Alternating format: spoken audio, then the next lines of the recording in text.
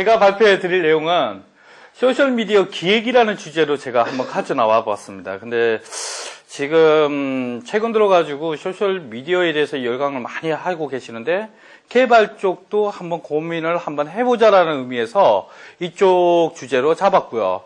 그리고 제 소개를 잠깐 드린다 그러면 저는 e스토리랩이라는 웹 서비스 전략 연구소에 일을 하고 있습니다. 저희들이 이제 주로 이제 비즈니스 모델을 만들거나 웹 서비스 모델을 만들거나 아니면 지금 이제 한참 이슈가 되고 있는 소셜 미디어 관련해서 전략을 이제 연구하는 그런 단체입니다. 그리고 그런 모임이고, 그리고 최근에 이게 여기에 대해서 이제 오랫동안 이제 공부를 해오다 보니까 최근 들어가지고 좀 이제 불러주시더라고요. 이전에 제가 97년도, 98년도 이래가지고 기업들에게 앞으로는 소셜 미디어를 하셔야 됩니다 하고 아이디어를 파니까 바보 취급을 하시더니 그때 한참 이제 마이스페이스가 확 뜨기 시작할 때, 한참 열풍이 불고 있을 때, 싸이월드를 대응을 할 수 있는 그런 모델일 겁니다 라고 말씀을 드렸더니, 바보 취급을 하더라고요. 근데 이제 최근 들어와가지고, 옛날에 그 떠들고 다니던 인간, 그 인간 한번 보고 싶다, 이렇게 된 겁니다. 그래가지고, 최근 들어서 요 관련 이제 강연도 많이 하게 되고, 그리고 이렇게 일을 해야 되는데 떠들러 다니는 그런 일을 지금 주로 하고 있습니다. 그리고 블로그도 계속 운영을 하고 있고요. 자, 여러분하고 이제 같이 나눌 이야기는 제가 여기 말로 하라 그러네요. 저하고 같이 나눌 이야기들은 주로 이제 지금 현재 뜨고 있는 소셜 미디어 트렌드, 소셜의 트렌드에 대해서 우리가 마케팅적인 입장과 개발적인 입장에 대해서 한번 좀 이야기를 해보자라는 의미에서 준비를 했습니다. 그래서 내용이 대부분 이런 이야기들이 대부분이 이제 포함이 될 것 같습니다. 일단 처음 제가 PPT를 준비한 게 위에 좀 잘리네요. 소셜미디어의 진화와 열풍이라는 내용으로 해가지고 한 페이지를 만들었는데, 이 내용은 앞번에 이제 윤산진 저자께서 워낙에 설명을 잘 해주셔가지고 간단하게 그냥 말씀을 드리겠습니다. 저는 개인적으로는 소셜이라는 트렌드가 최근에 생긴 트렌드가 아니라고 생각합니다. 굉장히 오래전부터 우리 생활 속에 자연스럽게 와 있었고요. 그리고 우리가 일반적으로 웹을 사용하는 인터넷이라는 것을 사용하기 이전부터 우리 주변에 있었다고 그렇게 생각을 하고 있습니다. 그래서 1979년 정도 됐을 때 인터넷이 뜨기 전에 유즈넷이라는 것에 굉장히 열광을 했었습니다. 유즈넷이라는 것은 일반 이제 게시판 형태 인터넷상에서 자기의 어떤 생각이나 이야기들을 올려놓고 FTP 같은 이런 서비스를 이용을 해서 이제 정보를 공유하는 이런 유즈넷이 있었습니다. 그리고 그 이후에 80년대 BBS, 그 다음에 이제 88년도로 넘어오면서 IRC가 또 한때 유행을 했었죠. 그 다음에 97년도로 넘어오면서 인터넷 포럼에 대해서 굉장히 또 열광을 하고, 이런 과정들을 쭉 거치면서 사람들은 하나씩 소셜을 벌써 익혀왔고 알고 왔지 않느냐라는 생각이 듭니다. 국내에서도 92년도에 PC통신이 시작하면서 또 소셜에 대해서 체험을 대부분 했었습니다. 제가 이제 92년도면 이제 대학교 대학교 갈 쯤 이제 얼마 안 남았을 텐데 집에서 몇 번 쫓겨난 적이 있었습니다. PC통신 보면 그 안에 머드게임이라는 게임이 있었습니다. 하얀 파란색 화면에. 그래서 제가 머드게임 이야기를 하면 아무도 이제 그 게임이 도대체 뭔데? 이런 이야기를 하더라고요. 근데 그 게임이 어떤 게임이냐면요, 지금 말하면 MMORPG 같은 리니지 같은 게임입니다. 그런데 통신이 워낙에 속도가 느리다 보니까 화면이 그래픽이 없어요. 텍스트로 설명을 합니다. 예를 들어가지고 여기 동굴이 딱 있으면 당신은 이 동굴 앞에 서 있습니다. 동굴에 들어가면 모험의 세계가 열립니다. 시작하시겠습니까? 그러면 제가 밑에 글자로 치는 겁니다. 시작 내지는 고 내지는 가자, 이렇게 명령을 치는 거죠. 글자로 치면 이제 들어가는 이제 상황을 이제 설명을 글자가 빨리빨리 바뀌면서 설명을 해줍니다. 동굴을 지나가고 있습니다. 동굴에는 박쥐가 날아다니고 이렇게 쓰다가 갑자기 앞에 괴물이 나타났습니다. 자, 여기서부터 이제 난리가 나죠. 우리 옛날에 머드게임 하셨던 분들이 타이핑이 보통 1000타가 넘습니다. 1000타 해가지고는 안 됩니다. 그 이유가 바로 여기 있죠. 괴물이 딱 나타나면 이제부터 싸워야 됩니다. 어떻게 싸우냐면 타이핑을 쳐야 돼요. 머리 때려, 다리 때려, 말 때려. 칼로 칼 떨어지면 칼 집어. 막 이렇게 글자로 다 이렇게 쳤어야 돼요. 그러니까 이걸 조금 늦게 치면 죽거든요. 죽습니다. 그러니까 글자가 타이핑이 당연히 늦을 수밖에 없고, 근데 이 게임이 이렇게 단순했던 게임인데 왜 이렇게 여기에 열광을 했었냐면, 그 전에 우리 삼국지라는 게임이 있었지 않습니까? 그리고 NBA라는 게임도 있었고, 그럼 비록 뭐 16비트 그래픽이라서 그렇게 좋은 그래픽은 아니었는데도 그래도 나름 재밌었거든요. 근데 그런 그래픽을 다 버리고 텍스트 게임에 좋아했던 이유는 이렇게 동굴을 지나가다가 한 번씩 재밌는 문구가 나옵니다. 앞에 철수가 나타났습니다. 그러면 철수라는 사람은 다른 데서 접속한 사람입니다. 그럼 철수한테 대화를 하는 겁니다. 대화 슬래시 철수 아이디 넣고 슬래시.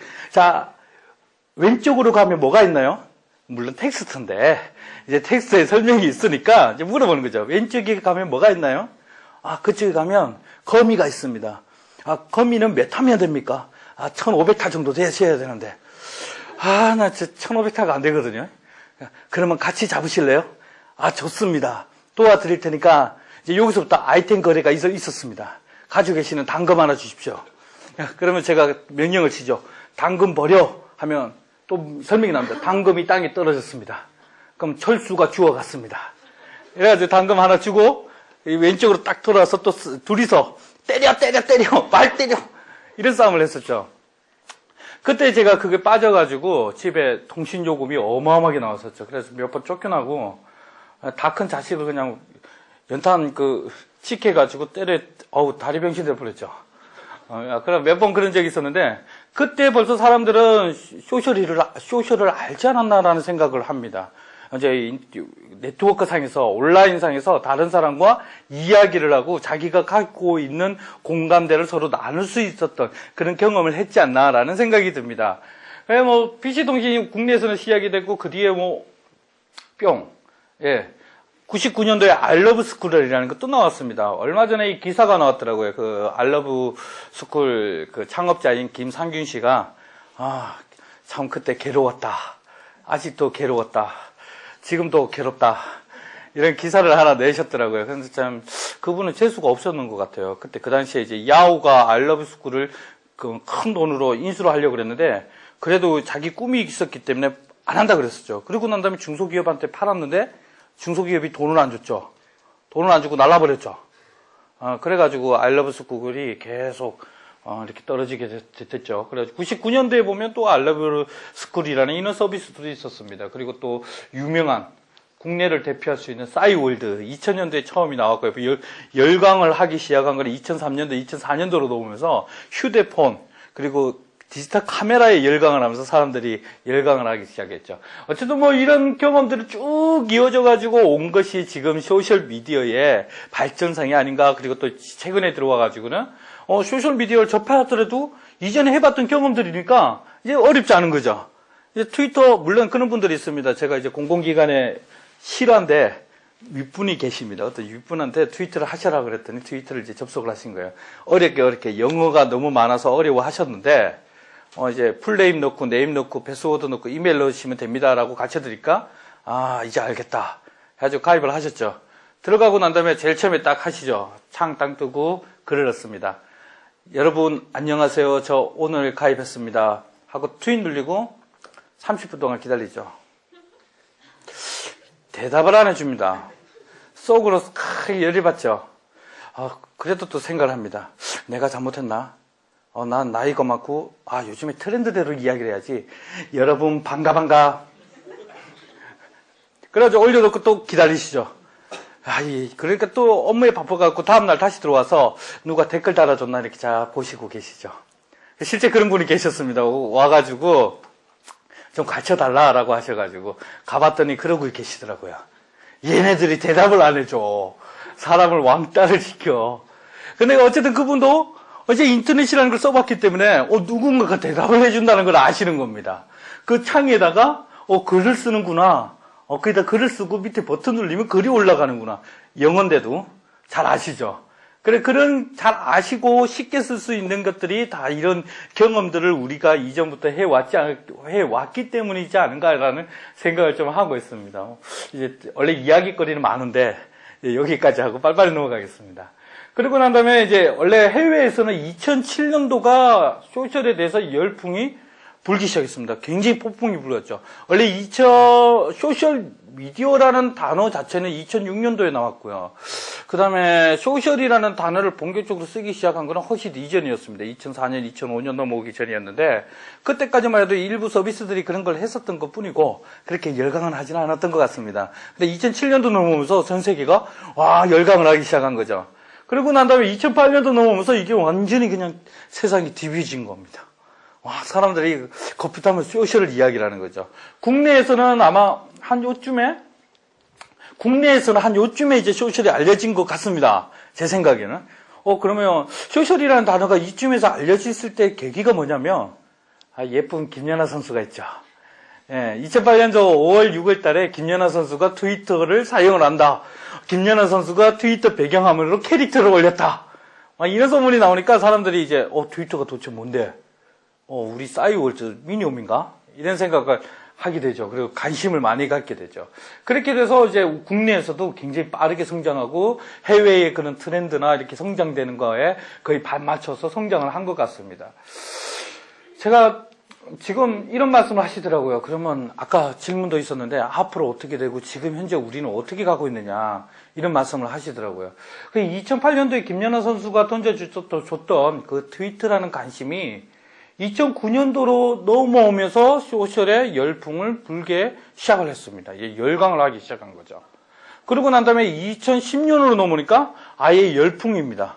얼마 전에 또 칼럼 하나가 나왔더라고요.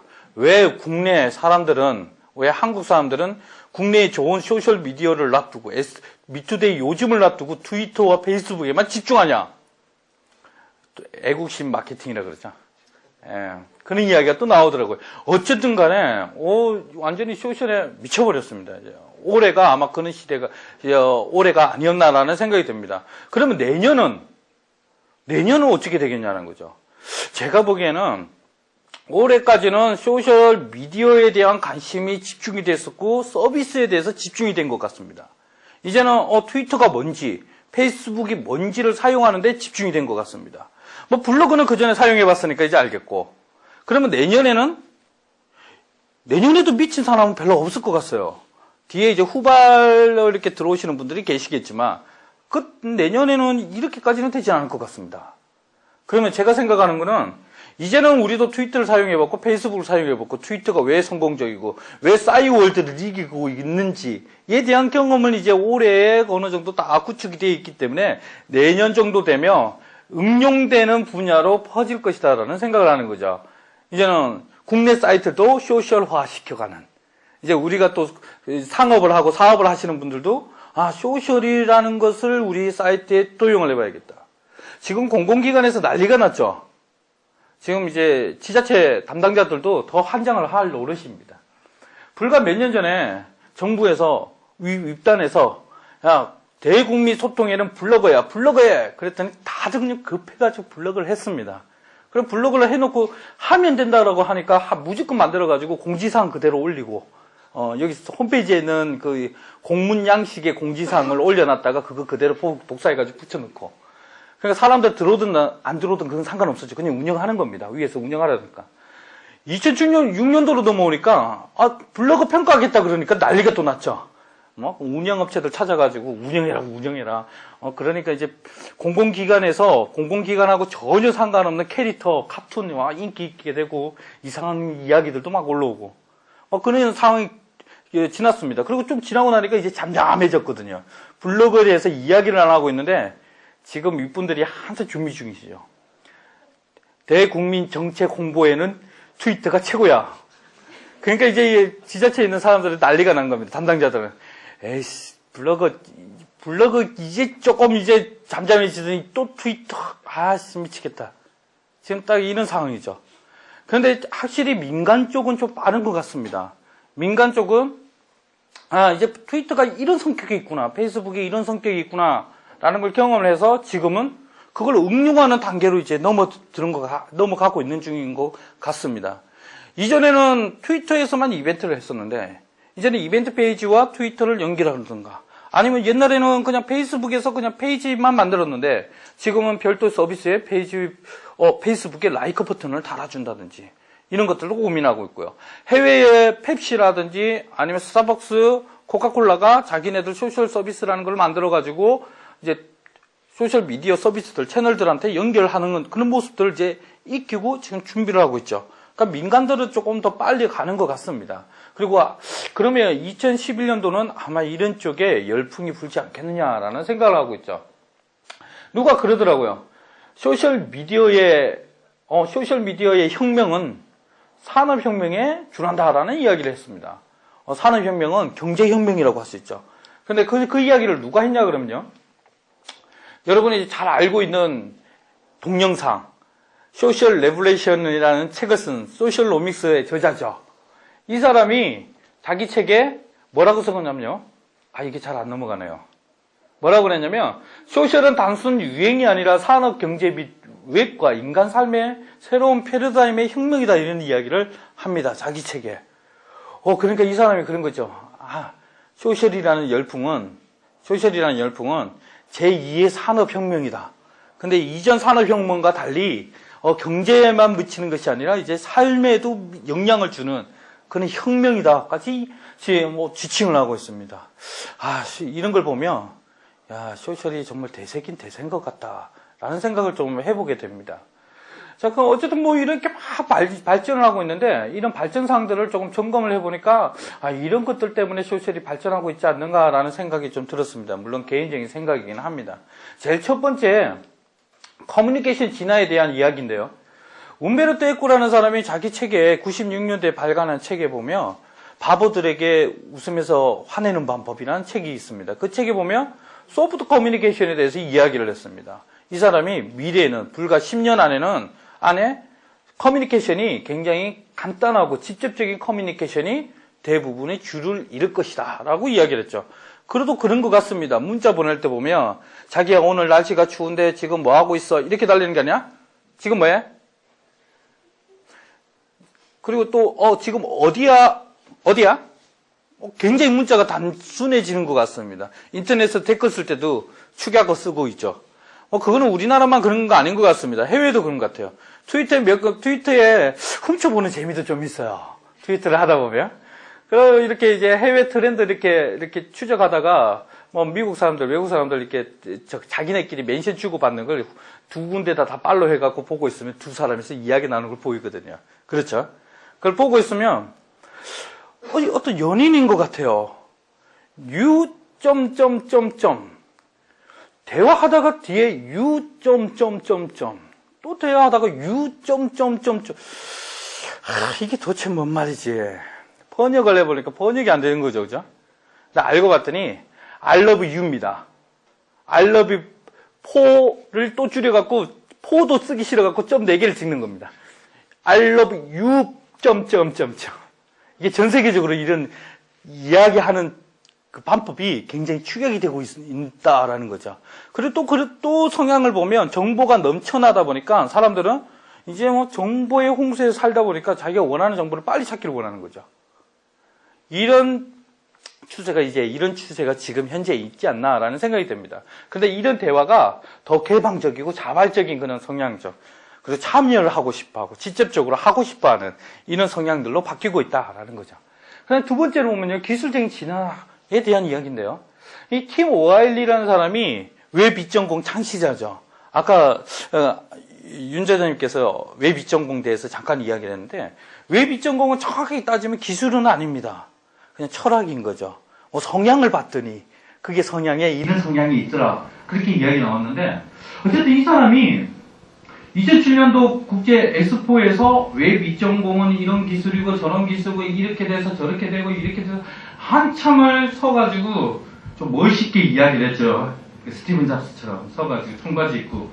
그래서 저도 항상 청바지를 입고 다녔어요. 그래서 멋있게 이야기를 딱 했습니다. 하고 있으니까 건방진 한 사람이 있었죠. 손을 번쩍 뜨더니 그래서 당신이 말하는 웹 2.0이 도대체 뭐냐라고 하죠. 그래서 이 사람이 거기서 막 이런 걸 설명하고 있다가 한마디로 딱 줄여주죠. 웹 2.0은 사용자의 참여다. 한마디만 딱 던져줍니다. 웹 2.0은 사용자의 참여를 유도해주는 모든 기술, 모든 철학이 다 웹 2.0이구나, 이렇게 되는 거죠. 그러면 이런 개방, 참여, 공유, 협업, 집단, 지성, 이런 철학들을 지원해주기 위해서 서비스에 묻어나게 하기 위해서는 거기에 관련된 기술을 쓰게 되는 겁니다. XML을 쓴다든지, RSS를 쓴다든지, AJAX를 쓴다든지, 다양한 기술들이 나오는 거고요. 그런 기술이 나오다 보니까, 어쩌다 보니까 그게 웹 전공 기술들이 됐고요. 이 기술들을 사용하고 있는 서비스들은 이런 웹 전공의 정신들을 가지게 되는 거죠. 그러니까 이전부터 소셜에 지금 최근 들어서 열풍되기 불기 전에 2000년대 후반부터 이제 2000년대 각 들어오면서 사람들은 웹 전공이라는 기술들에 만들어진 서비스를 사용해 왔던 거죠. 그러니까 또 이 웹 전공의 참여의 서비스들에 대해서 또 맛을 봤고요. 그러니까 이런 기술들이 또 사용자들한테 가치를 또 주고 있고, 그러니까 또 사용자들이 최근에 와서 이걸 제대로 지원해주는 서비스들에 대해서 또 열광을 하게 되는 거고, 이런 추세인 것 같습니다. 그래서 이제는 참여에 굉장히 사용자들이 익숙해져 있는 사용자들이 서비스가 나오면 쉽게 참여를 한다는 겁니다. 세 번째로는요, 정보 경제 프로세스의 주체의 변화입니다.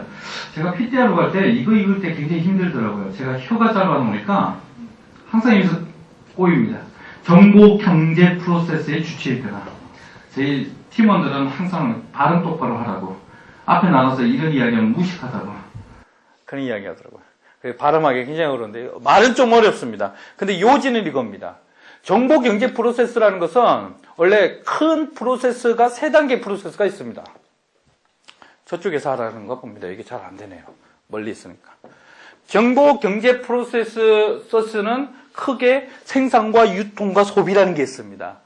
이 3개의 프로세스에서 이전에 기업이나 CP나 기관들은 주로 생산과 유통을 책임을 졌었고요. 사용자들은 그냥 너는 정보나 쳐봐. 너는 그냥 소비만 하면 돼. 이거였죠. 대부분 이랬습니다. 기관에서 홈페이지 하나 만들어 놓고 정보가 틀려도 사용자가 이야기해봤자 잘 안 들어줬죠.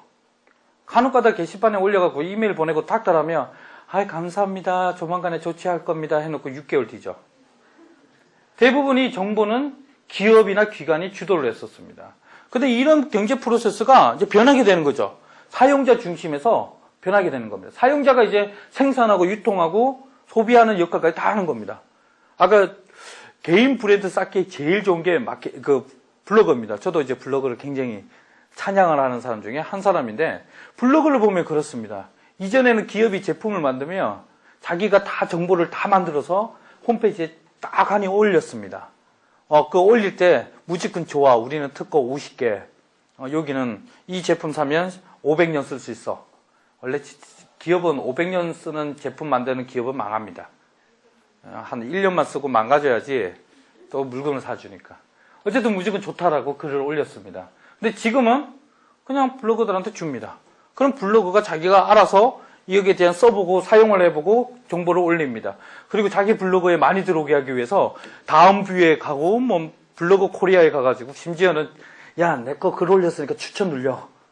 또 그래가지고 막 이야기를 해서 유통을 시킵니다. 그리고 또 다른 사람이 또 보고 또 그 제품을 정보를 소비를 하고 또 자기도 참여를 하는 거죠. 그래서 고객 중심, 사용자 중심으로 이런 프로세스가 변하게 된 겁니다. 근데 이게 단순 사용자 중심으로 변했다라는 입장으로 보면 좀 부족한 것 같습니다. 이게 무슨 말이냐면요. 사용자가 지위가 상승이 됐다는 거죠. 어느 천민이 여왕이 됐습니다. 여왕이 됐습니다. 사용자는 이제는 왕이 된 겁니다. 이제 사용자가 파워를 가지게 된 거죠. 엄청난 파워를 가지게 된 겁니다. 이제 아까 저자님 말씀하신 대로 정보 그 기관에다가 야 이거 보안 이야기를 했더니 그냥 원장님이 그냥 댓글을 달아주는 이런 시대가 됐습니다. 경제 공부를 전혀 안 하는 사람이 나라의 경제가 어떻게 흘러가는지를 얘기를 하는 시대가 됐습니다. 그리고 미국에 있는 어떤 할아버지, 이제 할아버지는 아니죠. 이제 요즘에는 80이 시작이니까. 60 다 되시는 분이 한 나라를 6개월 동안 학위 논란으로 들썩하게 만들었습니다. 그 요즘에 왕년의 시처럼 내가 한마디 딱 들어줬더니 나라가 이렇게 들썩 그래버린 거죠. 지금 이 정도까지 파워가 엄청나게 세졌다는 거죠. 그래서 결국에는 이 말은 사용자들의 지위가 굉장히 상승됐다는 이야기인 것 같습니다. 그다음 네 번째로는요, 이동형 디바이스의 성장입니다.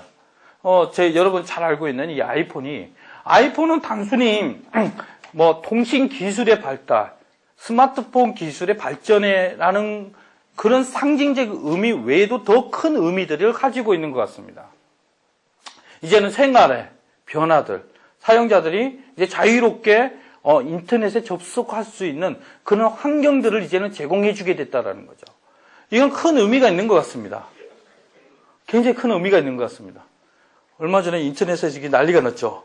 이 북한 군사가 아이폰을 들고 있습니다. 난리가 났습니다. 심지어는 길을 가면서도 아주 어린 애들도 스마트폰을 가지고 인터넷에 접속을 하는 시대가 됐습니다.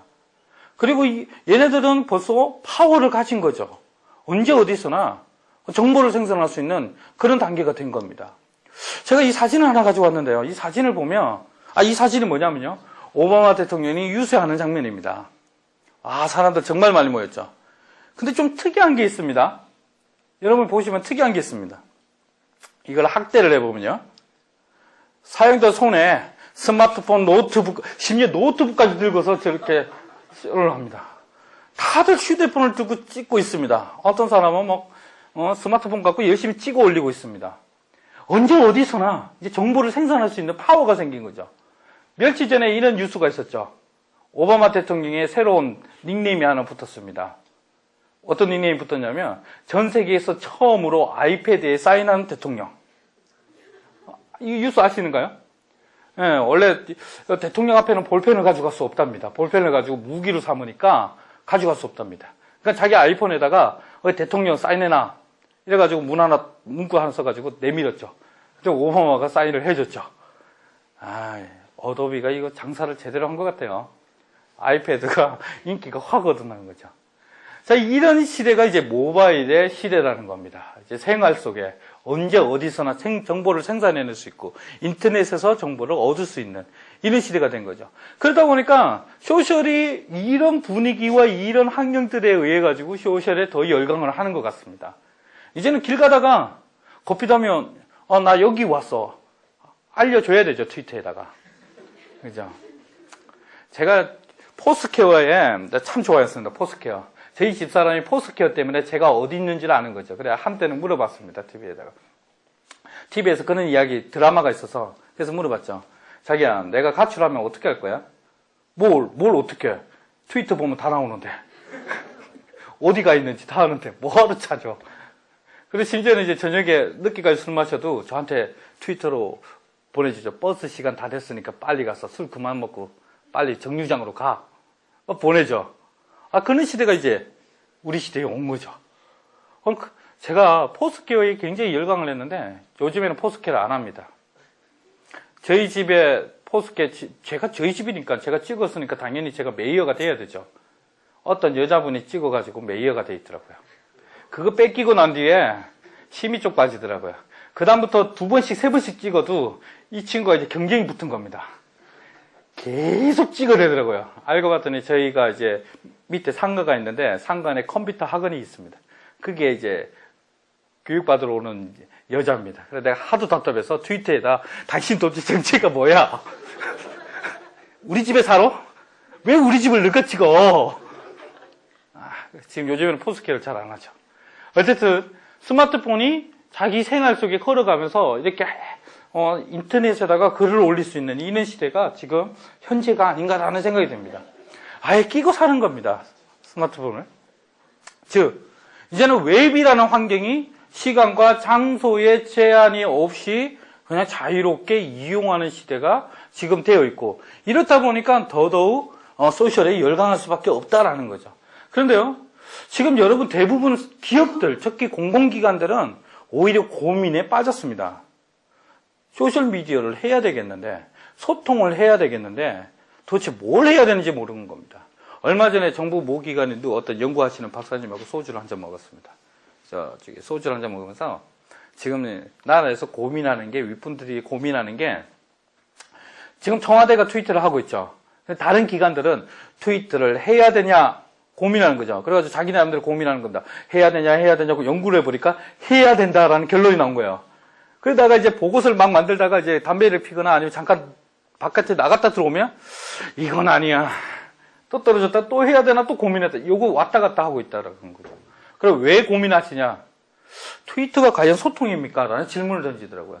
그래서 제가 뭐라 그랬냐면 트위터는 소통이 아닙니다 그랬습니다. 소통은 맞습니다 원래는. 쟤는 왜 그분한테 소통이 아니라 그랬냐 그러면 트위터 사용자가 아무리 빨리 는다 그래도 대국민 정책 홍보다 그러면 트위터 사용자만 배려했으면 되냐? 페이스북도 해야지. 제 말은 이거죠.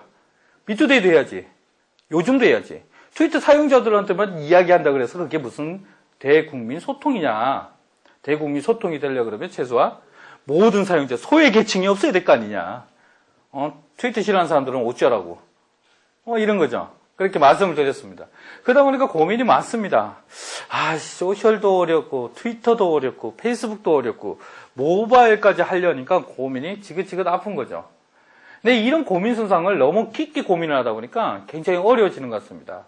아까 이야기 나왔던 소셜미디어 전문가라는 이야기가 요즘 많이 돕니다. 근데 저도 그런 생각을 하죠. 과연 소셜미디어 전문가가 있을까? 소셜미디어라는 것은 온라인 생각을 공유할 수 있는 온라인 플랫폼들, 서비스들을 말하는 건데, 그럼 뭐 소셜미디어 전문가는 트위터 잘하는 사람? 그러면 그 사람들이 과연 소셜미디어 전문가일까? 트위터 잘한다고. 그런 생각 한 번씩 해보죠. 어쨌든 다양하게 고민을 하고 다양하게 접근을 해야 될 필요는 있는 것 같습니다. 근데 그러다 보니까 또 더 고민에 빠지는 겁니다. 근데 저는 소셜을 크게 보면 마케팅적인 입장과 서비스 입장으로 좀 분리를 해주면 이런 고민들을 좀 풀 수 있지 않을까라는 생각을 하고 있습니다. 그럼 마케팅적인 입장이라는 것은 뭐냐면요. 주로 브랜드를 구축을 하거나 아니면 기업이 갖고 있는 제품이나 아니면 기관에서 갖고 있는 정책이나 아니면 사용자의 잠재 고객을 확보하기 위한 방법이나 아니면 뭐 그 사람들의 CS 지원을 해주거나 이런 것들이 마케팅 입장에서의 소셜미디어 도입이 아닌가라는 생각을 하고 있고요. 그 다음에 서비스 입장에서의 소셜미디어 도입이라는 것은 지금 현재 가지고 있는 자원을 버려라는 생각은 절대 안 합니다. 오히려 그거는 무모하다라는 생각이 들어요. 제 생각에는. 그러니까 지금 현재 갖고 있는 웹사이트나 아니면 블로그라든지 이런 서비스들을 더 소셜화 시켜가는 방향들. 그리고 아까 조금 전에 말씀드렸던 대로 청와대 홈페이지에 들어가면 내가 사용하는 트위터에 갖다가 퍼날라서 욕할 수 있게끔 해줬구나. 내가 좋아하는 미투데이에다가 내가 딴지 글 수 있게끔 해놨구나. 요렇게 지원해 주겠다. 내가 너네들한테 소통으로서, 내가 열리는 마음으로서, 물론 그 이야기 한다고 다 들어주는 건 아니겠지만, 그래도 나는 상징적으로 내가 열어놓겠다라는 것들이 서비스 입장에서의 소셜미디어 도입이 아닌가라는 생각이 듭니다. 보면요. 실제 마케팅 입장에서는 주로 소셜미디어 채널을 이용하는 방법들이 좀 효과적이다라는 이 생각을 좀 하고 있고요. 두 번째는 서비스 입장에서는 이제 블로그나 자기네 사이트를 갖고 있는 것들을 소셜미디어화해 가는 방향들이 주로 서비스 입장이 아닌가라는 생각이 듭니다. 그러면 마케팅적인 접근에서 조금만 더 이야기를 한번 해보겠습니다. 마케팅 이야기 들으면 이 이야기를 좀 해야 될 것 같습니다. 아까 그 소셜로믹스에 적었던 그 사람이 그 동영상에 보면 이런 내용들이 나와 있죠. 참 의미하는 바가 굉장히 큰 것 같습니다. 첫 번째 보면 이제는 광고를 신뢰하는 소비자가 14% 정도밖에 안 된다는 이야기입니다. 이제 광고가 그마침 효과가 떨어지고 있다는 거죠. 그리고 심지어 90% 이상이 광고를 보기 싫어서 다른 매체를 이동을 한다는 거죠. 우리 드라마 보다가 중간에 광고 나오면 딴 데 채널 틀죠. 그렇죠. 제가 제일 좋아하는 채널이 OCN하고 슈퍼 액션인가 그겁니다. 근데 중간에 광고할 때마다 한장을 하죠.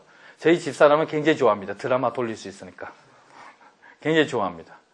어쨌든 중간에 광고, 이런 광고들 때문에 다른 채널로 바꾸거나 다른 매체로 바꾸고자 하는 사람들이 굉장히 많아진다는 거죠. 그리고 또 재미있습니다. 구글이라 그러면 신뢰의 검색 엔진으로 세계 1위로 올라섰던 IT 기업입니다. 구글이 내세운 거는 우리는 페이지 링크 기술, 랭킹 기술로 해가지고, 너네들이 원하는 진짜 좋은 정보들만 제공해줄게. 라고 올라선 기업이 구글입니다. 근데 이제 많은 사람들이 구글이 나오는 검색 결과의 신뢰를 못하겠다는 거죠. 물론 100% 못하겠다는 게 아니라, 구글이 나오는 검색 결과보다 블로그에서 찾아서 나오는 검색, 내 친구가 트위터에서 이야기해주는 정보, 페이스북에서 올려주는 유통되는 정보에 더 신뢰를 가지고 있다는 겁니다. 이런 거는 의미하는 바가 상당히 큰 것 같습니다. 그러다 보니까 소셜미디어를 통해서 마케팅을 해 나간다는 것은 기존에 있던 매스미디어에서 했던 마케팅 활동을 보완적으로 도와줄 수 있는 가장 좋은 대책 아니다라는 생각도 가지고 있기는 합니다. 물론 이런 건 있습니다. 오가와 가치히로라는 사람이 그 두 사람입니다. 두 사람이 국내에 책 낸 것 중에 소셜미디어 마케팅이라는 책이 있습니다. 그 책에 보면 재밌는 이야기를 하고 있죠. 전쟁에 대해서 비유를 하고 있습니다. 어떤 거냐면 기존의 매스미디어는 핵미사일이고 수소폭탄이다. 소셜미디어 마케팅은 게릴라전이고 소총전이다. 그런데 그 사람 그러죠. 전쟁은 미사일만 갖고도 이길 수 없고 소총만 가지고도 이길 수 없다. 그럼 무슨 말인지 이해가 되죠. 적절하게 두 개를 같이 병합을 해야 된다. 요즘에 좀 오해를 하시는 게 제가 이런 게 있죠. 소셜미디어 마케팅이 대세라 그랬더니 그러면 소셜미디어 마케팅만 하면 되는 줄 아시죠? 제가 답답한 생각이 있는 거 있습니다. 트위터만 가지고 성공한다라는, 물론 성공하실 수 있을 수도 모르겠습니다. 예, 그럴지도 모르겠습니다. 우리 국내 사정에 보면 데일 아울렛이 정말 진짜 안 좋은 영향을 오히려 많이 입힌 것 같습니다. 사람들은 데일 아울렛이 뭐 300만 달러, 650만 달러 돈 벌었다 그러니까 트위터로 하면 650만 달러 버는 줄 알죠. 근데 데일이 왜 그 650만을 트위터 계정으로 벌 수밖에 없었던 사정들은 잘 모르시죠. 그 전에 노트북이 폭파 사건, 임원이 나가서 블로그에 글 올린 사건, 온갖 사건들 소셜에서 치었던 기업이었습니다. 데일이. 그리고 거기서 어떻게 대응을 해야 되는지 아는 기업이 됐고, 그리고 왜 깜력 95라는 자기네들 표준을 또 이야기를 했습니다. 자기네들은 자기를 비방하는 댓글에 대해서는 이제부터 삭제를 하지 않겠다. 고객들이 이야기하는 모든 것을 귀를 기울이겠다. 이런 배경 활동들을 계속 해왔기 때문에 트위터에서 성과를 올렸습니다. 그런데 트위터가 대리 트위터에서 돈 벌었다 그러니까 트위터만 하면 돈 벌 거야. 이제는 벌어. 라는 입장까지 이야기를 하시는 것 같습니다. 저는 조금 크게 생각을 좀 차이를 두고 있습니다. 절대 트위터 하나 가지고는 안 된다는 생각이 듭니다. 제가 그런 예를 들어드리거든요. 제 퀴즈입니다. 여러분 잘 아시는 퀴즈입니다. 여기 가다 보니까 100원짜리 하나, 1000원짜리 하나, 만원짜리 하나가 딱 떨어져 있습니다. 어느 걸 주시겠습니까? 그게 정답이죠. 다 주워야지 왜 미련하게 1000원짜리, 만원짜리 하나 주워갑니까? 지금 여러분한테 놓여져 있는 소셜미디어는 여러 가지가 있습니다. 그러면 그걸 다 활용을 함으로써 효과를 낼 수 있다 그러면 최대한 활용을 해야 될 겁니다. 물론 기업의 특징은 있습니다. 기업의 특징에 맞춰가지고 트위터는 우리 기업에 도저히 안 맞아 그러면 안 사용할 수도 있는 겁니다. 자, 근데 어쨌든 간에 이런 소셜미디어라는 것들이 마케팅 입장에서는 새로운 이제 대안들, 더 효과를 내기 위한 대안들을 제공해주고 있다라는 생각이 좀 들고 있습니다. 뭐 그런 입장에서 보면 이런 것들은 많이 들으셔서 여러분 잘 아실 겁니다. 소셜이 왜 효과가 있느냐? 고객이 함께 하기 때문에, 고객이 RT를 알려주기 때문에, 확산이 빨리 되기 때문에, 맞는 것 같습니다. 근데 제일 중요한 거는 어쨌든 간에 관계라는 게 있고 그 관계가 마케팅 효과를 플러스 시켜주고 있는 거는 사실인 것 같습니다. 뭐 마케팅을 관점에서 알려 그러면 뭐 이런 것들도 좀 알아야 될 것 같습니다. 뭐 고객의 니즈가 이렇게 변하고 있다. 이거 제가 조금 전에 이야기한 겁니다. 이야기한 것들이죠. 그러면 지금 현재로는 이전에 벌써 니즈들은 다 배웠어요. 관계에 대한 니즈도 배웠고 관계에 대한 것도 배웠고 이제 정보를 원한다 그러면 다 획득할 수 있다라는 경험도 익혔고 그 다음에 내가 파워가 있구나라는 것도 알게 되었습니다. 그럼 지금에서는 이 사람들이 뭘 원하겠냐? 배운 거 다 배웠으니까 내가 배운 거 잘 써먹게 해줘. 이런 니즈가 있겠죠. 그 말은 이제 나의 중심으로 다 움직여줘.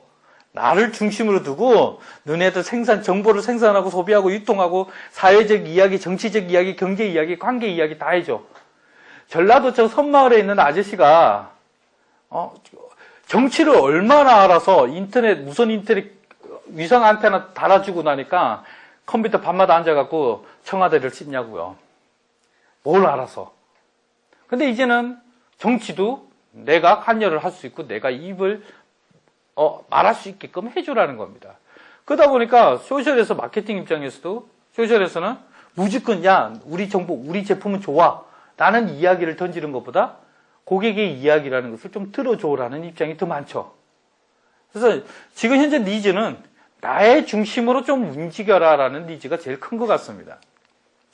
두 번째로는 관계라는 것을 좀 기업들은 좀 알아야 되는 것 같습니다. 소셜 네트워크의 파워는 결국에는 관계 파워다라는 이야기고요. 이게 더 중요한 겁니다. 제일 중요한 게 이건데 소셜을 알려고 그러면 무기에 대해서 제대로 알아야 됩니다. 전쟁에서 이기려고 그러면 그 내가 가지고 있는 무기가 뭔지를 알아야 됩니다. 내가 가지고 있는 문제. 그게 더 중요하죠. 무기를 많이 가지는 게 중요한 게 아니라 그 무기가 어떤 특징이 있는지 알고 있어야 됩니다. 그래야지 전쟁에서 전략과 전술을 짤 수 있고 작전을 짤 수 있습니다. 제가 엄청난 신형 탱크를 가지고 있어요. 엄청난 신형 탱크를 가지고 있는데 이제 전쟁이 일어난 겁니다. 자, 이제 일본에서 쳐들어옵니다. 자, 해군 앞으로 탱크 몰고 나가. 그럼 100% 집니다. 항공모함을 가지고 있어요. 그런데 산악전에 항공모함을 갖다 놓는 거예요. 그럼 100% 지겠죠. 내가 가지고 있는 무기가 어떤 성향이 있는지를 아는 게 중요한 것 같습니다. 트위터가 어떤 성향, 페이스북이 어떤 성향. 그것이 바로 전쟁에서 이길 수 있는 가장 좋은 방법이라고 생각합니다. 그래야지 탱크 앞으로 그쪽에서는 비행기가 날아가서 막아줘. 이런 것들 지시를 내릴 수 있고 이런 것들을 구사할 수 있는 거죠. 그게 뭐냐 그러면 트위터의 기능을 아는 게 아니라 트위터 성향을 아는 것이 더 마케팅 입장에서는 더 중요하다는 겁니다. RT 날리는 걸 어떻게 하면 RT를 많이 날릴까? 라는 걸 고민을 많이 하시죠. 솔직히 말씀드리면 RT를 많이 날리는 거는 굉장히 좋습니다. 마케팅 효과에서 좋으니까. 근데 그걸 아는 것보다 RT가 많이 생성이 되면서 어떤 형태로 문제가 생기고 아니면 어떤 형식으로 효과가 생기는 게 분석하는 게 더 중요합니다. RT가 무조건 좋다고 해보자고요. 어떤 A라는 사람이 있습니다. 그 밑에 1, 2, 3이라는 사람이 있고요. 그리고 여기에 C라는 사람이 있습니다. 근데 이놈의 네트워크 구조가 우리가 정형적인 네트워크 구조 공식이 2분의 n 가로열고 n-1이라는 공식이 있습니다. 이거는 노드 간의 네트워크 연결하는 공식이거든요. 근데 소셜 네트워크에서는 이 공식이 먹히질 않습니다. 그러다 보니까 기업이 요 A라는 사람한테 마케팅을 했습니다. 딱 이야기를 하면 RT가 무조건 많아야 돼. 하니까 그 밑에 있는 팔로우들이 RT를 다 했습니다. 근데 C라는 사람이 알고 봤더니 이 사람들 다 팔로우를 하고 있는 거죠. 자기 페이지에 갔더니 이게 도배도 아니고 이게 도대체 날벼락입니다. 날벼락. 이 기업도 모르는데 어느 순간에 실제로 제가 여기는 없지만 캡처를 한 몇 장 받아 놓은 거 있습니다. 심지어 어떤 사람은 아까 도미노 피자 사태 도미노 피자 했을 때 어떤 사람은 더보기 7번을 눌렸는데 도미노 피자. 그 사람은 뭐라고 생각하겠습니까? 진짜 이랬다고가 다 있어. RT가 효과적인 게 어떤 식으로 반응하는지 아는 게 더 중요하다는 겁니다. 그런 것들이 바로 무기를 이해를 하는 겁니다. 그럼 여러분이 가지고 계시는 무기들은 소셜미디어라고 할 수 있고요. 이런 무기들을 먼저 아는 것들이 중요합니다. 서비스는 어떤 특징을 가지고 있고 사용자층은 어떻게 있고 10대를 겨냥해야 되는데 트위터에서 떠드는 것보다 미투데이 선택하는 게 훨씬 좋죠. 그럼 사용자층이 알기 때문에 글로 가는 겁니다. 그런 것처럼 사용자 타겟에 대해서 분석을 할 줄 알아야 되고 그리고 그런 서비스들을 무조건 다 도입하는 게 아니라 어느 걸 내가 도입을 하고 언제 진입을 하고 어떻게 활용을 하겠고 이런 것들을 고민하는 게 중요하죠. 요거에 대한 전략적인 것들은 책 한 권 남았다 그랬죠. 그 안에 아주 잘 소개되어 있습니다. 전략적 면에서는. 자, 이런 겁니다. 마케팅 입장에서 그동안 우리는 트위터에서 이런 파워 RT들을 좀 만들어내려고 굉장히 고민을 많이 해왔던 게 사실입니다. 지금까지. 그렇다 보니까 사람들의 대부분은 마케팅 입장에서 트위터나 마케팅 입장에서 페이스북을 이야기를 하니까 주로 이런 이야기를 합니다. 홍보, 확산, 전파, RT. 이런 이야기만 가지고 마케팅 입장에서 소셜미디어를 접근하는 거죠. 우스갯소리 이런 이야기 나오는 거죠. 기장님, 승객 중 한 분이 사소한 문제가 생겼습니다. 그랬더니 기장이 바로 물어보죠. 그 사람 팔로우 수가 몇 명이야? 지금 이렇게 집중을 하고 있는 게 소셜 마케팅의 대부분의 마케팅입니다. 그러다 보니까 RT 해달라는 거, 팔로우 해달라는 게 대부분이죠. 근데 이런 것들이 과연 중요할까라는 것도 생각을 해보자는 거죠. 자, 소셜미디어 서비스, 그리고 또 두 번째는 그러다 보니까 소셜 서비스 이용에만 고민을 합니다. 트위터 어떻게 잘 사용할까? 페이스북 어떻게 잘 사용할까? 그러다 보니까 어려운 겁니다. 블로그 같이 아까 지자체 그 담당자도 그렇지. 블로그도 어려워 죽겠는데 말이야. 트위터를 하라 그러니까 이제 미치겠죠. 그러니까 지금 연수고 저는 그 덕에 좀 불러주시니까 돈을 버니까 좋죠. 그래도 연수고 뭐고 지금 고민이 쌓이는 겁니다. 소셜 미디어만 보고 있고 대국민 정책 홍보에만 집중을 하고 있는 겁니다. 마케팅적인 입장에만 집중을 하고 있는 거죠. 그러다 보니까 서비스 알려고 하는 니즈만 자꾸 생기는 거고요. 그걸 어떻게 이용할까가 아니라 트위터를 어떻게, 그 안에 기능이 뭔지, 단축키가 뭔지를 배우는 게 더 중요하다 생각을 하는 거죠. 지금 현재 이런 문제들이 굉장히 많습니다. 그래서 이제는 그런 것보다 이제 그런 것도 물론 고민을 계속 해 오셔야 되지만 이제는 2010년, 11년도로 넘어갈 때는 이제는 사용자들을 위한 배려를 하기 위한 그런 서비스 부분도 좀 고민을 해야 되지 않겠냐. 이제 이때까지 그런 RT 홍보에만 집중을 했다 그러면 이제는 생각을 조금 더 폭넓게 가져가 보자는 겁니다.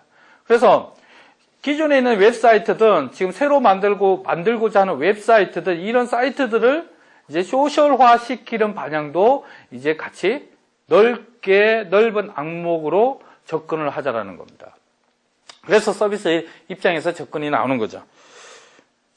참, 저희가 이제 해외의 서비스들, 이제 해외에 잘 하고 있는 서비스들, 이제 회사들, 얼마 전에 스타벅스가 소셜미디어를 잘 활용을 하는 기업이 1위로 올라왔다. 그런 이야기도 있는데, 그런 기업들을 쭉 이제 흐름을 봤더니, 제일 크게 고객 지원 입장, 고객 협업 입장, 그 다음 신규 서비스 개발 입장, 이런 형식으로 대부분 많이 패턴을 사용하고 있더라고요.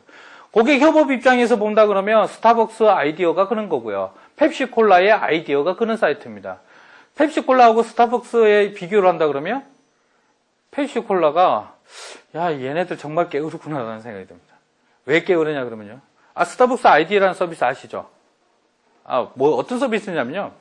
스타벅스 아이디어라는 서비스는 들어가면 사용자의 고객들한테 의견을 받는 서비스입니다. 너네들 우리가 뭘 만들어야 될지 이야기를 해봐. 근데 기존의 의견 게시판하고 다른 모습은 뭐냐면 거기다가 의견을 올리는 걸 다 노출을 하고 있고 개방을 하고 있습니다. 근데 더 중요한 거는 그 의견에 대해서 평가를 또 사용자한테 맡겼습니다. 그 사용자들 들어와가지고 의견 좋으면 업 눌리고 안 좋으면 키를 누릅니다. 간혹 가다가 안 좋은 악플도 달립니다. 보니까요, 국내 악플러보다 외국 악플러들이 더 지독하더라고요. 근데 스타벅스에 보면 악플은 자동스럽게 사용자들이 다운 키를 시키니까 저 밑에 묻혀버린 거고요. 좋은 글들은 계속 위쪽으로 올라오는 거죠. 결국엔 스타벅스는 그 서비스 하나 만들어 놓고 사용자 아이디어도 빼먹고 있죠. 시장 조사 공짜로 하고 있죠. 그리고 니즈 조사도 공짜로 하고 있죠. 굉장히 큰 효과를 내고 있는 거죠. 근데 거기에 펩시콜라는 더 게으릅니다. 이 펩시는 뭐라고 하고 있냐면 이제는 내가 어떤 활동을 할까라는 것까지 물어봅니다. 펩시 사이트에 들어가 보면 그렇습니다. 뒤에 가서 제가 그 사이트 잠깐 보여드릴게요. 이제는 우리가 뭘 개발할까라는 뿐만 아니라 우리가 사회적 활동을 뭘 할까라는 걸 물어보죠. 그럼 누군가가 어떤 집단이 있는데 그네들은 너무 돈이 없어갖고 책을 못 사봐요. 그래서 책을 기부합시다. 그런 걸 활동을 해라. 그러면 올려놓고 다른 사람들이 또 추천을 눌려갖고 올라가죠. 그래서 딱 올라가면 약속된 금액을 펩시는 이제 자기 돈 이제 책 사가지고 보내주는 겁니다. 그러면 기업의 활동까지 이제 게을러가지고 고객들한테 물어보는 이런 것들이 바로 이제 협업의 그런 반영들이죠. 그러니까 아예 신규 서비스로 개발하는 것들이 있습니다. 자, 그러면 이걸 조금 더 그림을 그리면 이런 그림들이 나오는데 어차피 위에 있는 내용들하고 좀 비슷한 겁니다. 그러면 소셜미디어화라는 게 어떤 거냐? 첫 번째로는 웹사이트나 블로그를 활용의 연장선으로 쓴다는 거. 그냥 퍼 나르기 이 정도겠죠. 그 다음 웹사이트 채널을 그대로 이용하는 방법. 요것도 채널로서 이용하는 것은 연동 관련해서 이야기를 하는 겁니다. 그리고 이제 서비스 미디어의 개발에 대한 이야기도 이렇게 있는데 대부분 이런 것들이 우리는 지금은 약간 어렵지만 이제 차츰차츰 이런 것들을 준비해 나가는 자체가 지금 현재 트렌드에 잘 발맞춰 나가는 그런 방법들이라고 생각하고 있습니다. 그러면 기존에 가지고 있는 사이트나 블로그를 어떻게 활용하냐는 거죠. 이 활용하는 방법으로 제일 유명한 사람이 이 제레미야 오양이라는 사람입니다. 이 사람이 8단계 소셜미디어 도입 8단계 프레임워크라는 것을 만들어 놓고 여기에 대해서 이야기를 많이 하고 있죠. 그래서 이 사람이 말하고 있는 이 8단계 방법이 뭐 표준은 아니지만 거의 표준처럼 이야기를 하고 있습니다. 주로 자기가 가지고 있는 웹사이트를 이야기를 할 때 이걸 가지고 가는 거죠. 어떻게 사용하느냐면요. 자기가 웹사이트를 가지고 있으면 우리 웹사이트가 어느 정도 왔는지 여기다가 딱 가져다 놓는 겁니다. 그러면 내가 2단계까지 왔으면 다음에 해야 될 일은 3단계, 다음에 해야 될 거는 4단계 이런 식으로 자기의 상태를 점검을 해보고 그 다음에 해야 될 일을 체크를 하는 이런 방식입니다. 한번 보면 간단합니다. 제일 처음에 1단계, 아예 소셜미디어하고 상관없는 단계. 2단계, 단순히 채널이 있다라는 것만 링크 걸어 놓는 단계. 3단계, 링크 공유를 할 수 있게끔 기능을 제공하는 단계. 4단계부터는 이제 블로그나, 트위터나 이런 것들 활동하는 것들을 알려주는 단계, 본격적으로. 그래서 원래는 마케팅 입장에서는 이 4단계부터가 소셜미디어 마케팅의 시작이다라고도 이야기를 하기도 하더라고요. 그럼 5단계, 6단계, 7단계, 8단계 이렇게 넘어가는데, 이야기는 비슷비슷한 거고, 단계별로 진입을 할 때는 굉장히 간단한 내용들입니다. 그럼 사례를 간단하게 비교를 해보면서 한번 볼까요? 첫 번째 단계, 스타벅스 제가 이 사이트를 가져온 이유가, 이분이 저희가 앞번 오픈 세미나 할 때, 이제 요런 오픈 세미나 할 때, 그때 담당자가 오셔가지고, 저희 사이트가 개편될 겁니다. 라고 하더라고요. 아, 드디어 우리 스타벅스 코리아도 드디어 생각을 가지시는군요. 해가 개편하는 게 플래시로 개편하더라고요. 그래서 제가 그냥 욕도 할 겸 해가지고 퍼가왔습니다. 블로그나 트위터 전혀 상관없습니다. 이 안에서 쓰면 이 안에는 트위터가 있는지 블로그가 있는지 전혀 모릅니다. 그냥 사용자는 여기서 들어와가지고 플래시 슉슉 지나가는 것만 보고 있으라는 거죠. 미국의 본사는 정말 잘하는데. 어쨌든 이런 사이트가 1단계 단계입니다. 대부분 지금 중소기업이나 아니면 어떤 기관 사이트들이 대부분 2단계라고 볼 수가 있겠죠. 두 번째 단계는 해피 피자입니다. 두 번째 단계는 여기도 그럼 이거하고 스타벅스하고 거의 비슷하지 않냐? 근데 이게 두 번째 단계라고 이야기하는 거는 바로 자기가 블로그 가지고 있다. 이 링크 하나 달아놓은 것 때문에 그렇습니다. 바로 두 번째 단계는 회사나 기관에서 나는 트위터를 가지고 있고 페이스북을 가지고 있고 블로그를 가지고 있다라는 걸 알려주는 이렇게 링크를 거는 것들이 두 번째 단계입니다. 자, 세 번째 단계는요. 이제는 메인 페이지나 메뉴에서 그런 게 아니라 컨텐츠에서 너네들이 가져가서 퍼달라줘 라고 붙여주는 단계가 세 번째 단계입니다. 지금 국내 언론사들은 이 단계로 대부분 다 진입을 하고 있는 단계들이죠. 2단계까지 거의 다 오고 있습니다. 그러면 2단계로, 이까지는 쉬운 것 같습니다. 왜? 개발자한테 맡겨도 반나절이면 되니까. 이거 단다고 하루 걸린다 그러면 퇴사하라 그래야죠. 이게 달기 굉장히 쉽죠. 이 단계까지 와 있습니다. 그리고 이렇게 한다는 것 자체는 요걸 달았다 그래서 어느 날 갑자기 트래픽 폭탄을 맞는다든지 사용자들이 와, 이 사이트 너무 좋아 이러지는 않습니다. 단지 아까 말씀드렸듯이 우리는 너네들이 가지고 가서 욕을 하든 칭찬을 하든 우리 컨텐츠 URL 가지고 가서 욕을 하든 뭘 하든 너들 알아서 해. 나는 해놓은 거야. 이래갖고 상징적 의미도 가질 수 있는 겁니다. 그러니까 굉장히 간단한 거고 사이트 입장에서는 지금 가지고 있는 사이트나 블로그에서는 당장에 해야 될 일들이죠. 자, 이 단계에서 네 번째 단계는 이제 소셜미디어를 이렇게 사용을 하는 단계입니다. 스타벅스처럼. 스타벅스 코리아는 아닙니다. 어쨌든 이런 것처럼 이제 페이스북도 이용하고 트위터도 이용을 하는 겁니다. 이 단계에서는 그 사이트하고는 상관없습니다. 그냥 있는 겁니다. 마케팅적 접근이라고 보시면 되겠죠. 아까 제가 말씀드렸듯이 4단계 단계가 마케팅적 접근이라고 보통 이야기를 한다라고 이야기한 거지. 그러면 5단계에서는요. 거기서 활동하는 것을 자기 사이트에다가 같이 또 보여주는 겁니다. 트위터 활동에서 내가 어떻게 트위터에서 활동을 하고 있다라는 걸 보여주는 단계가 5단계죠. 요렇게. 그리고요, 심지어는 메뉴 안에다가 그냥 달아버리는 경우. 요렇게. 그래서 우리 메뉴 안에 트위터 뚝 눌리면 트위터 API 연동해가지고 트위터에서 내가 어떤 이야기를 하고 있는지를 보여주는 단계가 5단계라고 할 수 있습니다. 6단계는요, 6단계는 바로 이 로그인 방법이기 때문에 그렇습니다. 6단계부터에서는 소셜미디어의 로그인 체제하고 연동을 하는 단계입니다. 물론 2단계에서부터는 회원가입도 하고 회원가입을 안 해도 너네들 가지고 있는 아이디 가지고 사용을 해 라고 열어주는 단계입니다. 이거는 뒤에 가서 제가 한 번 더 말씀을 드릴 건데, 자, 2단계가 6번째 단계입니다. 제가 3시 40분부터 시작했죠. 야, 저 앞에 너무 농담을 너무 많이 한 것 같습니다.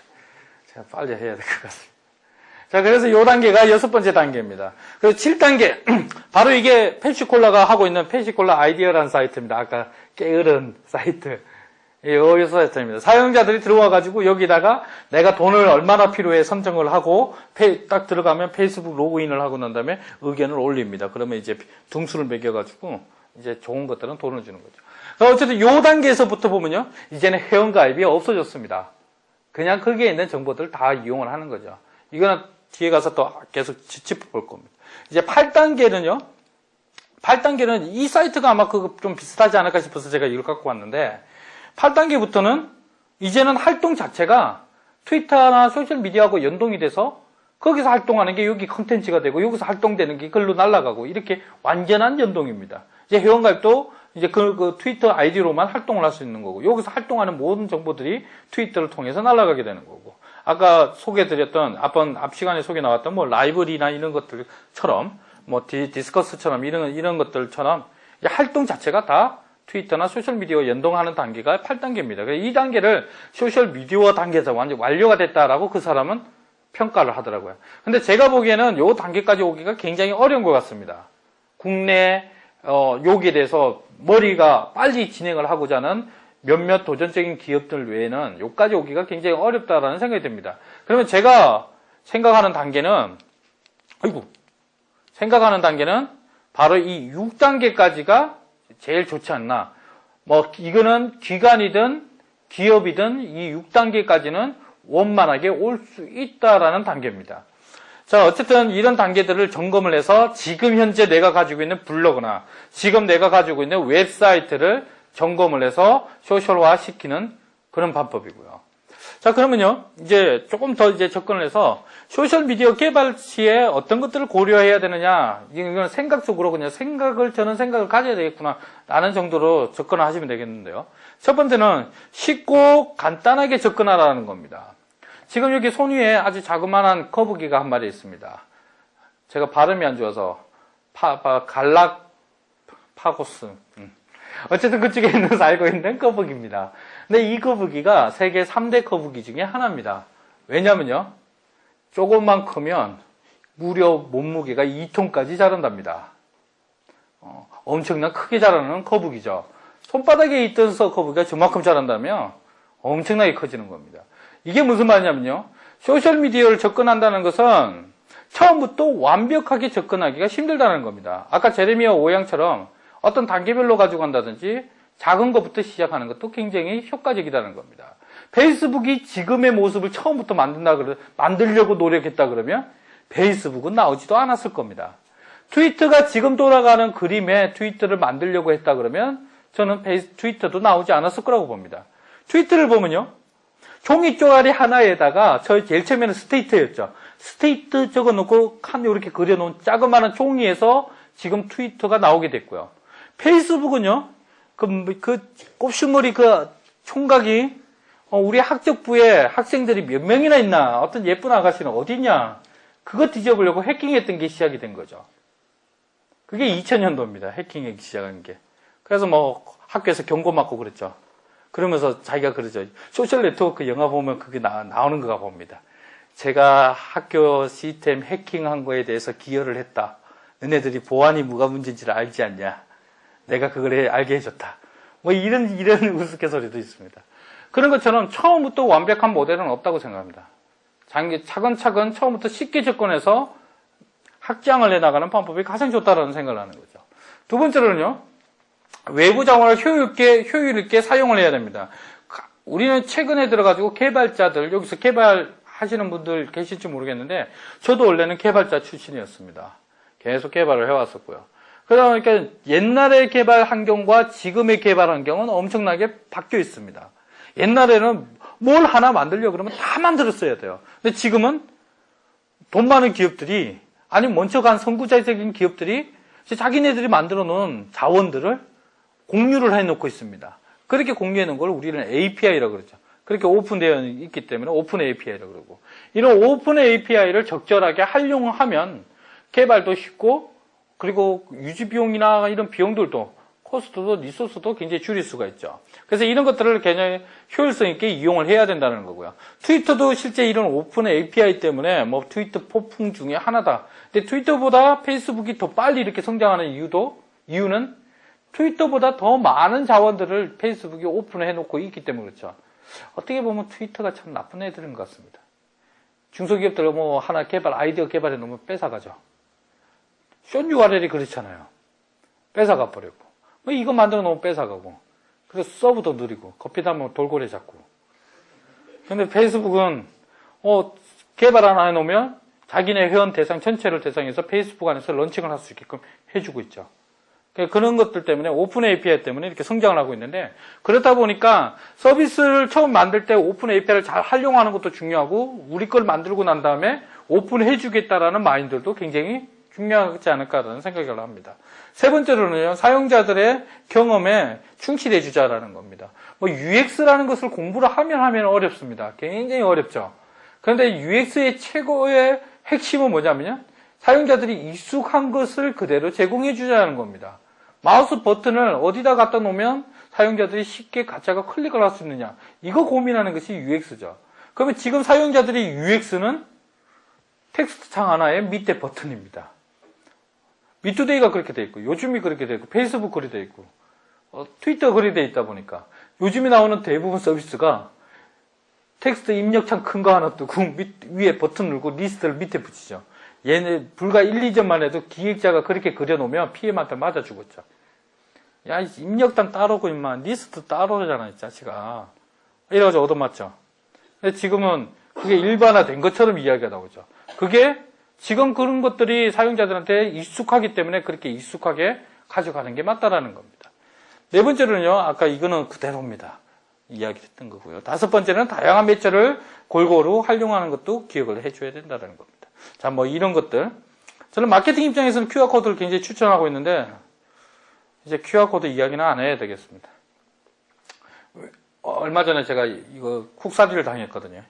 제가 어디 가서 QR코드 하라, QR코드 이야기하라 그랬더니, 제 명함을 보시더니, 아니, 당신은 왜 명함에 QR코드 안 넣고 다녀? 이러더라고요. 그래서 이제 부끄러워서 QR코드를 빼기로 했습니다. 자, 그러면 이제 기획을 할 때의 포인트들을 몇 가지를 짚어보자라는 거죠. 제가 요것들은 요렇게 제가 6가지는 실제 공공기관이나 기업이나 그리고 또 이렇게 뭐 이렇게 여러 군데 컨설팅을 해주거나 아니면 이야기를 해서 서로 이렇게 면담을 하다 보면 나왔던 우려사항들, 이야기들을 모아둔 이야기들입니다. 그 사람들한테 이야기를 하고 싶은데 솔직히 좀 잘 안 통하긴 하더라고요. 그러다 보니까 이제 강연 와가지고 이제 주장을 하고 다니는 겁니다. 우리 국내에 유망한 은행이 있습니다. 혹시 여기 담당자 오셨으면 죄송합니다. W가 시작되는 그런 큰 은행이 있었습니다. 그 은행에서 컨설팅을 해주는데 결국에는 포기를 했죠. 돈 주더라도 안 할랍니다. 그 첫 번째 이유가 첫 번째 이유였습니다. 자, 이게 하나씩 짚어보겠습니다. 첫 번째, 회원 정보에 얽매이지 말자는 겁니다. 회원 정보 입력하는 거에 이제는 왜 이렇게 얽매이냐는 겁니다. 회원 로그인을 하려고 그러면, 이게 제가 어디서 캡처해 온 건데, 주소 입력하고, 전화번호 입력하고, 휴대폰 입력하고, 가입 경로 입력하고, 왜 이렇게 입력하라는 게 많은지 모르겠습니다. 그렇죠. 근데 제가 중요한 게 있습니다. 입력을 해보니, 이 입력한 정보 어디다가 쓰냐는 거죠. 어디다가 쓰는지 하면요, 회원님 생일 축하합니다. 스팸 문자 보낼 때. 고객님 생일 축하드립니다. 스팸 메일 보낼 때. 저도 간혹 가다가 착각을 하죠. 어느 날 문자가 뜨리릉 하고 날라옵니다. 처음 보는 사이트에서 문자가 날라온 겁니다. 그러니까 화가 나니까 전화를 해가지고 하죠. 고객센터에다. 아니, 당신네들 내 이메일 주소 어떻게 알았어? 아, 고객님 이메일 주소 어떻게 되십니까? 이거야. 아, 회원님, 언제 가입하셨는데요? 아, 이런 게 나오더라고요. 그래서 대부분 사용자들이, 여러분도 이런 고민해 본 적 있죠? 너무 많은 서비스에서 너무 많은 아이디나 너무 많은 것들이 대부분 다 가입을 하다 보니까 어디가 어디 아이디에 쓰는지를 대부분 잘 모릅니다.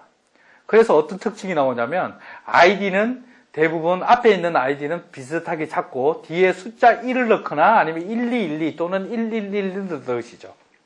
대부분 그러시죠. 네이버 들어가서 로그인 하려고 그러면 아이디가 틀렸다 그러면 그 다음에 넣는 거는 1 해갖고 다시 넣어보고 그렇죠. 이제 뭐 골머리가 썩죠. 아이디를 도대체 뭘로 가입했나. 그래가지고 아이디 찾기 해보면 이전에 썼던 그대로죠. 그런 것들 많습니다. 그리고 이런 우려도 있고 우리 집 이사 갔는데 우편물은 딴 데 가놓고 하고 그러죠. 이런 것들. 그 다음에 뭐 메일이나 스팸. 고객들은 오히려 이런 거에 대해서 굉장히 복잡해하고 굉장히 어려워하는 겁니다. 이제는 기업이 이런 정보를 다 획득했다 그래도 활용하는 방법들이 거의 없습니다. CRM이라는 게 있다라고 하더라도 CRM으로 하는 것들은 주로 축하 메일이나 축하 문자 보내는 게 거의 대부분입니다. 물론 지금 당장 하지 말라라는 건 아닙니다. 근데 이제는 요걸 다 모아야 된다는 생각에서 조금 벗어나자는 거죠. 물론 대학교 같이 LMS 시스템 같은 경우에는 학적 시스템을 운영을 해야 되니까 어쩔 수 없다라고 치자고요. 근데 다른 데는 없어도 거의 무방한 것 같습니다. 정부도 마찬가지고 기업들도 마찬가지고. 오히려 이런 정보들이 어떤 목적으로 사용할 것이고 꼭 필요한가 그리고 대체할 수 있는 방법이 무엇인가라는 걸 고민을 한번 해보면 방법들이 나오지 않을까라는 생각이 듭니다. 제가 여기 피트가 하나 없어졌네요. 지금 그래서 아까 말씀드렸던 6번째 단계에 기존 로그인도 있고 굳이 회원가입을 안 하거나 로그인 이쪽에 있는 정보를 모른다 그러면 자신이 갖고 있는 트위터 계정이나 페이스북 계정으로도 로그인을 할 수 있는 방법들을 제공을 해준다 그러면 이런 부분에 고민이 해결이 됩니다. 기업 입장에서도 자기가 정보를 다 획득하고자 했던 그 목적도 달성이 됩니다. 왜? 페이스북으로 로그인을 하면 페이스북으로 통한 이메일 주소를 알게 되거든요. 트위터로 알게 되면 트위터의 사용자의 고유 코드를 알게 됩니다. 물론 그 코드가 아이디긴 합니다. 아이디가 아무리 바뀌어도 트위터에서는 아이디를 바꿀 수 있거든요. 쓰다가 마음에 안 들면 자기 아이디를 바꿀 수가 있습니다. 언제든지. 그런데 그거 아이디를 바꾸다 그래도 코드 값을 가지고 있기 때문에 누가 우리 사이트에 들어왔는지 충분히 측정해낼 수가 있습니다. 그러니까 6단계 같은 그런 모습이라고 보시면 딱 맞겠죠. 두 번째는 자유를 좀 보장을 해주자는 겁니다. 우리나라 국내 사이트들은요, 이놈의 로그인이 왜 이렇게 많은지, 글 하나 쓰려고 그러면 로그인 해주세요. 컨텐츠 하나 보려고 그러면 로그인 해주세요. 로그인 해주세요. 로그인 해주세요. 엄청난 게 많습니다. 그러다 보니까 사용자들이 이 로그인에서 대부분 지칩니다. 사이트에 들어가서 로그인 해달라니까, 내가 여기에 가입한 적이 없는데. 그리고 회원가입에 또 가가지고 아까 같은 그런 고민을 또 하고 있죠. 고민만 계속 안겨주고 있죠. 실제로 이것 때문에 리플을 달거나 댓글을 달기 싫어하거나 아니면 글을 남기기 싫어하는 사람들도 굉장히 많이 있습니다. 단계가 너무 복잡하니까. 실제 UX의 대가라 그러죠. 제이콥 니슨이라는 사람은 이게 UI, UX의 대가입니다. 이 사람이 UI, UX에 대한 학문을 개척한 사람이라고요. 이 사람의 이야기에 따르면 이 로그인 문제들 때문에 사용자들이 사이트 이용 포기하는 확률이 70%가 넘는다고 이야기를 합니다. 로그인 하기 싫어서 사이트에 나가버리는 거죠. 자, 그러면 이것도 아까 제가 소셜 단계의 6단계에서 그런 문제들을 좀 해결법이 있지 않겠냐라는 생각을 한번 해봅니다. 자, 세 번째로는요, 관계에 대해서, 기획을 할 때는 관계에 대해서 고민이 좀 필요할 것 같습니다. 상대방을 일단은 찾을 수 있어야 됩니다. 그리고 상대방을 볼 수 있어야 됩니다. 그리고 상대방에 대해서 관심을 표명할 수 있어야 됩니다. 자, 이론적으로는 어렵게 보입니다. 근데 이거는 여러분이 가지고 계시는 기획할 때 사이트에서 쉽게 적용을 할 수 있는 이야기들입니다. 그게 무슨 말이냐면요. 댓글을 달 때 자기 이야기를 댓글로 자유롭게 달 수 있게 해주고요. 다른 사람은 그 댓글에 대해서 공감을 표시하거나 그 댓글에 제 댓글을 또 달 수 있게끔 해준다는 거죠. 쉽게 말하면 고객들이 와서 욕을 하니까 우리가 게시판을 닫는다. 고객들의 악플이 너무 많이 달려서 우리가 비밀로 글을 적어야 된다. 라는 것들에 좀 열어주는 방법들도 생각을 하라는 겁니다. 오히려 멍석을 깔아주면 잘 안 싸우는 게 국내에서 우리 한국 습성입니다.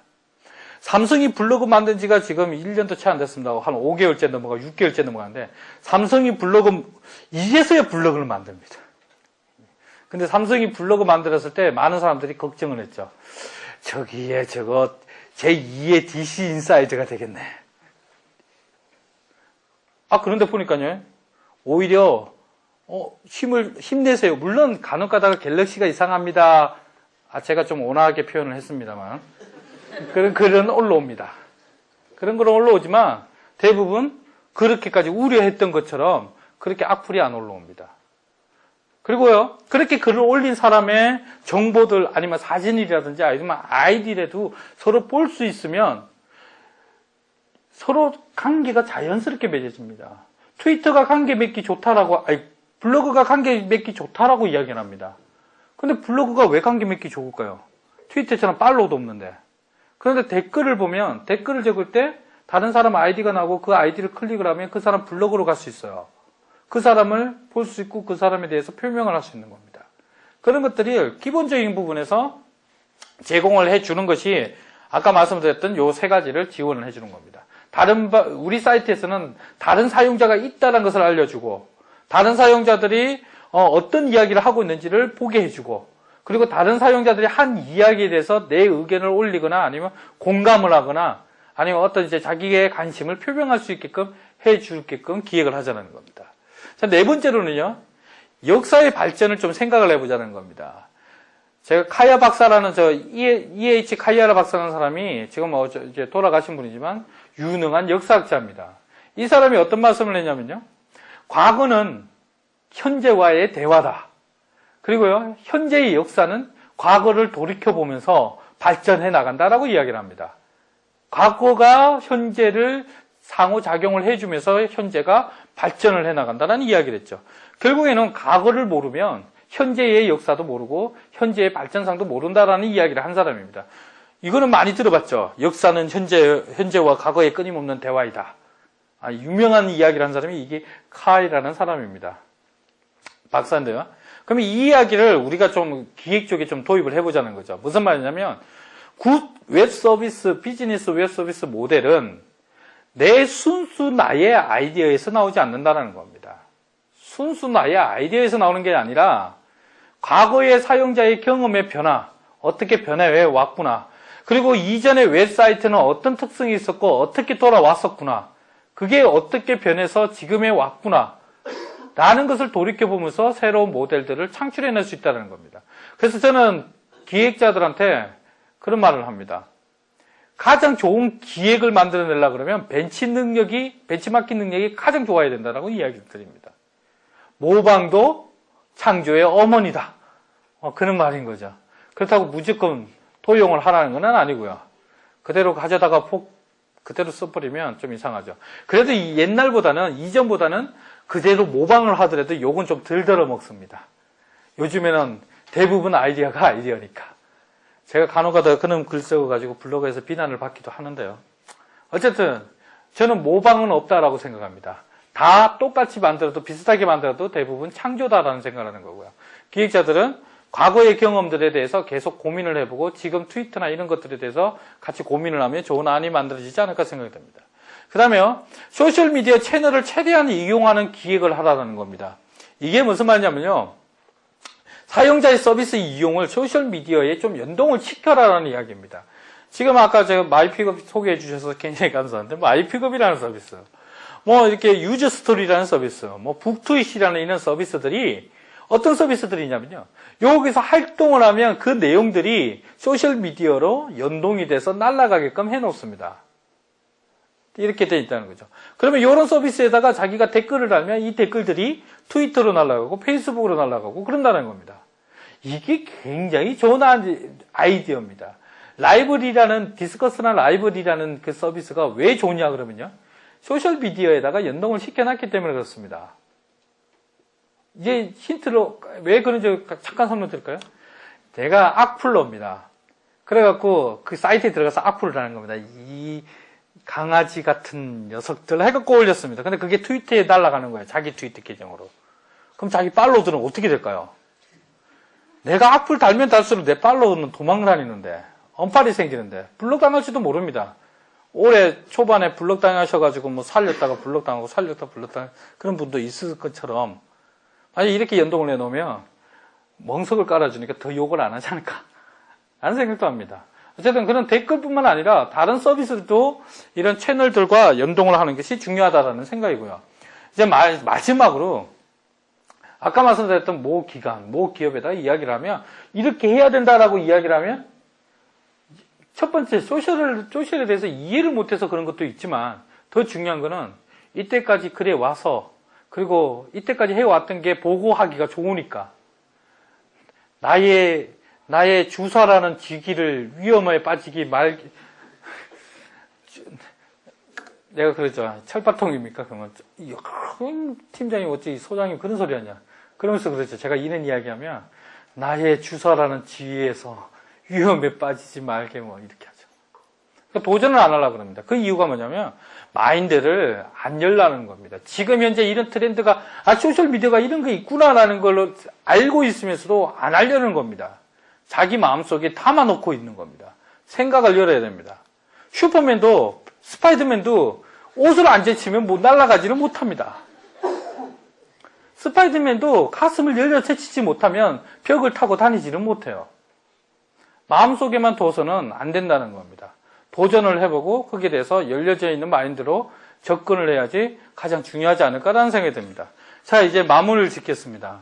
제가 이렇게 1시간 반, 이제 조금 시간이 이제 딱 정시가 됐는데요.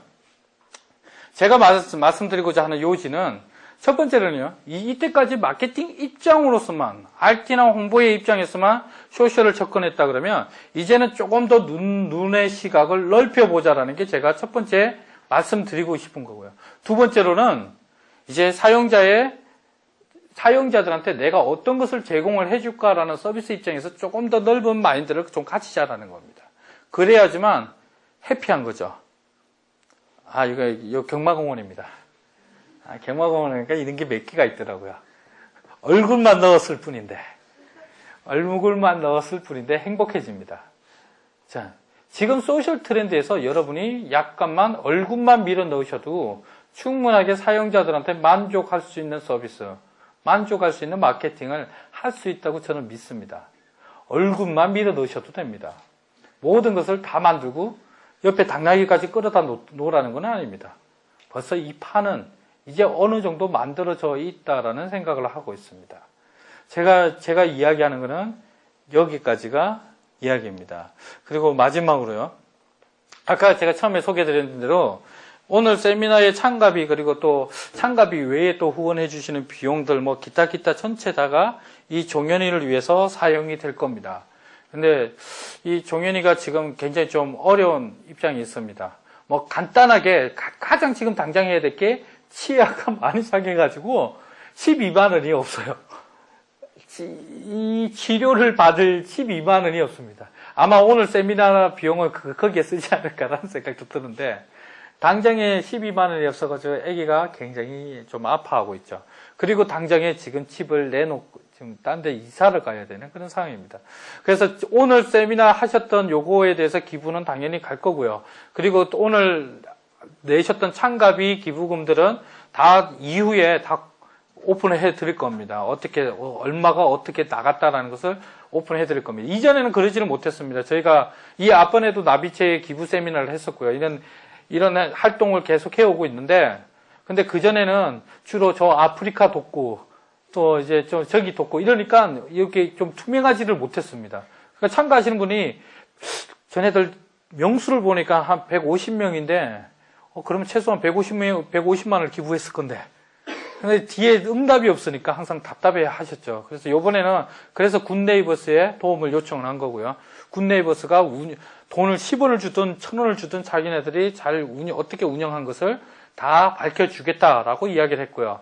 그 다음에 기업 단위에서 기부를 하시면 기업에서 연말 증산이나 이런 걸 할 수 있게끔 영수증도 끊어주신다고 이야기를 했습니다. 어쨌든 그렇다라는 거고요. 그 다음에 오늘 지나고 난 뒤에 요 조금 힘을 좀 더 보태주시고 싶은 분들은 뭐 돈이라는 게 중요한 건 아닌 것 같습니다. 어떤 형태로든 마음이라든 도움을 주실 분들은 그 저희 이스토리랩 /0108이라는 주소가 있습니다. 그리고 굿네이버스 사이트에 들어가시면 메뉴로 이게 준비가 되어 있습니다. 거기 들어가면 바로 뭐 휴대폰 기부도 할 수 있고요. 우리 2,000원 기부 이런 거 많이 하잖아요. 그죠? 그런 것도 할 수 있고 다양하게 할 수 있을 것 같습니다. 그리고 오늘 이렇게 같이 이렇게 도움을 주셨던 제일 큰 주인공은 바로 여러분들인 것 같습니다. 여러분들이 있기 때문에 윤산진 저자님도 그렇고 저도 그렇고 여기서 이야기하는 거에 신이 나고 재미가 있고 또 오늘 이렇게 같이 짧은 지식이지만 나눌 수 있어서 기뻤던 것 같습니다. 자, 그런 의미에서 우리 서로를 위해서 한번 박수를 한번 치시죠. 네. 예. 제 연락처는 굉장히 찾기 쉽습니다. 인터넷에서 강 팀장 검색하시면 나오니까 그렇게 찾으시면 되겠고요. 긴 시간 정말 수고 많으셨습니다. 예, 수고하셨습니다.